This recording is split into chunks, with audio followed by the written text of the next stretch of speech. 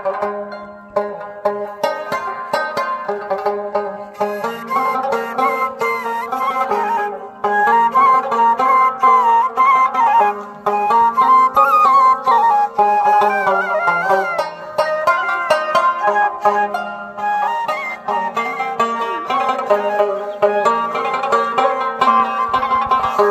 لیدونکو په دې هیله چې د کړنګل خپرونو مو خوند اخیستی وي او خوند یې درکړی وي. نو د کړنګل د خپرونو وروستۍ برخه ده چې زه د کړنګل بر سر ته چې د یخې چینې او بابري کڅ په نوم باندې یادېږي، نو زه به هلته به ځان رسوو او دا به یوه د سیل خپرونه وي، ښایسته ښایسته ښکلاګانې به درته ښایو. نو په دې هیله چې راسره ستړي نه شئ او له دغه خپرونې هم خوند واخلئ.